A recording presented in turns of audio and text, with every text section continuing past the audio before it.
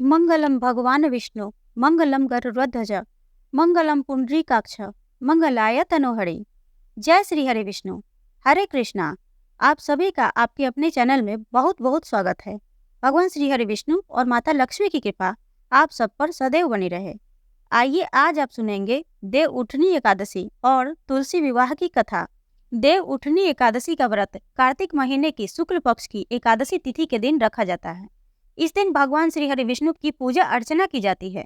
देव उठनी एकादशी के दिन ही भगवान विष्णु 4 महीने के बाद योग निद्रा से जागते हैं। इसके बाद से फिर सृष्टि का संचालन भगवान श्री हरि विष्णु के हाथों में चला जाता है। देव उठनी एकादशी के बाद से सारे मांगलिक कार्यों की शुरुआत हो जाती है। इस एकादशी को सारी एकादशियों में सबसे उत्तम माना जाता है। इस एकादशी का व्रत करने से साधक को अक्षय फल की प्राप्ति होती है और समस्त प्रकार के पापों से मुक्ति मिलती है। देव उठनी एकादशी का व्रत कार्तिक महीने की शुक्ल पक्ष की एकादशी तिथि के दिन रखा जाता है। इस साल इस तिथि की शुरुआत 11 नवंबर 2024 को शाम 6:46 पर होगी। वहीं इस तिथि की समाप्ति 12 नवंबर 2024 को 4:04 पर हो जाएगा। उदया तिथि के अनुसार देव उठनी एकादशी का व्रत 12 नवंबर 2024 दिन मंगलवार को रखा जाएगा। इस दिन पूजा का शुभ मुहूर्त है सुबह 8:14 से लेकर 10:08 पर।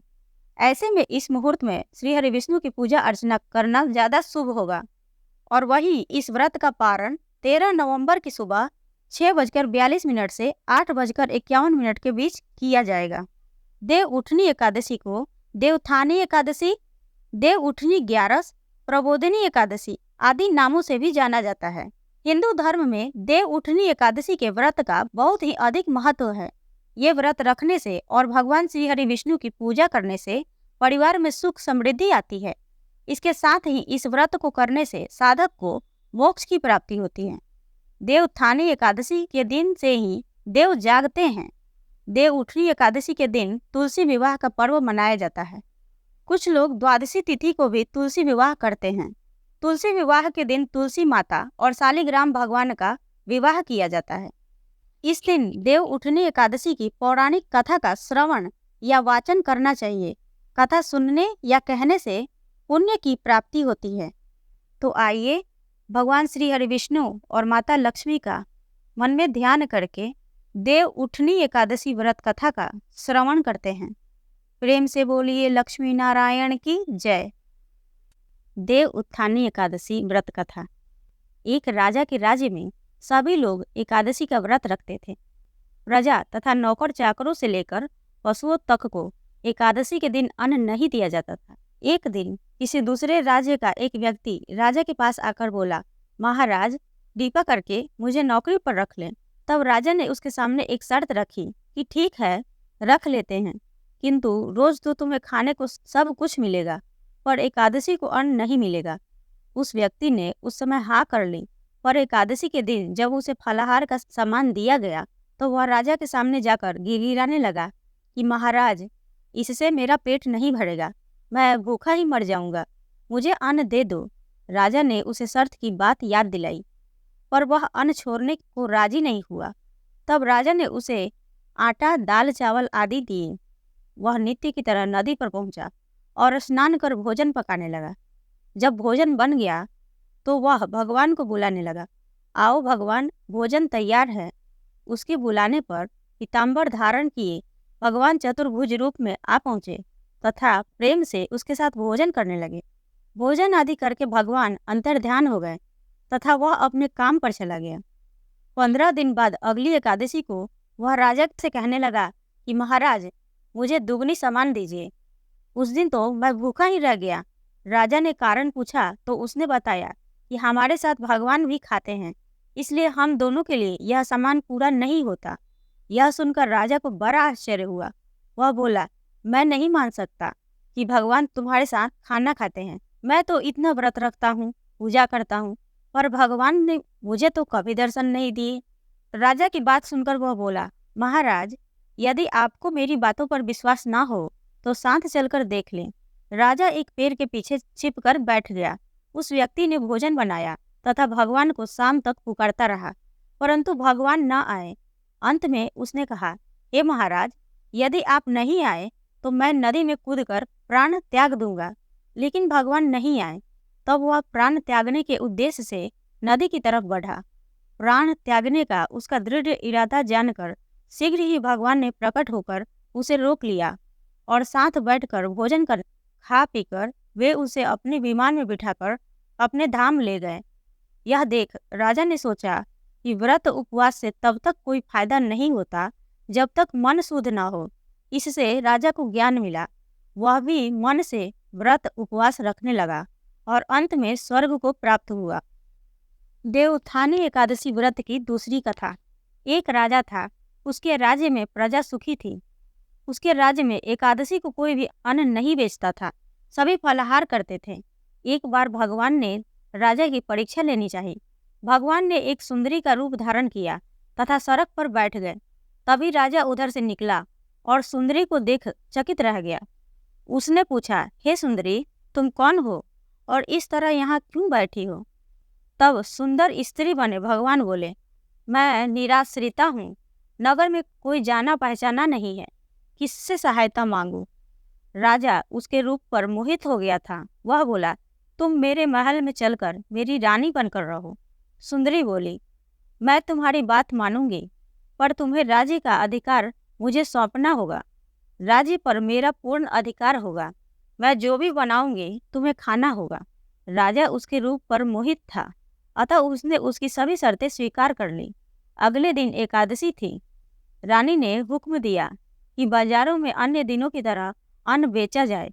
उसने घर में मांस मछली आदि पकवाए तथा परोस कर राजा से खाने के लिए कहा। यह देखकर राजा बोला, रानी, आज एकादशी है, मैं तो केवल फलाहार ही करता हूँ। तब रानी ने शर्त की याद दिलाई और बोली, या तो खाना खाओ, नहीं तो मैं बड़े राजकुमार का सिर काट लूंगी। राजा ने अपनी स्थिति बड़ी रानी से कही तो बड़ी रानी बोली, महाराज, धर्म ना छोड़े, बड़े राजकुमार का सिर दे दें। पुत्र तो फिर भी मिल जाएगा, पर धर्म नहीं मिलेगा। इसी दौरान बड़ा राजकुमार खेल कर आ गया। माँ की आंखों में आंसू देखकर वह रोने का कारण पूछने लगा, तो माँ ने उसे सारी वस्तु स्थिति बता दी। तब वह बोला, मैं सिर देने के लिए तैयार हूँ। पिताजी के धर्म की रक्षा होगी, जरूर होगी। राजा दुखी मन से राजकुमार का सिर देने को तैयार हुआ तो रानी के रूप में भगवान श्री हरि विष्णु ने प्रकट होकर असली बात बताई। राजन, तुम इस कठिन परीक्षा में पास हुए। भगवान ने प्रसन्न मन से राजा से वर मांगने को कहा तो राजा बोला, आपका दिया सब कुछ है, हमारा उद्धार करे। उसी समय वहां एक विमान उतरा। राजा ने अपना राज्य पुत्र को सौंप दिया और विमान में बैठकर परम धाम को चला गया। अब आप सुनेंगे देवउत्थानी एकादशी की एक प्रमुख कथा, तुलसी विवाह की कथा। शंखासुर नामक राक्षस की कथा। शंखासुर ने तीनों लोकों में बहुत ही उत्पात मचाया हुआ था। तब सभी देवताओं के आग्रह करने पर भगवान श्री हरि विष्णु ने उस राक्षस से युद्ध किया और यह युद्ध कई वर्षों तक चला।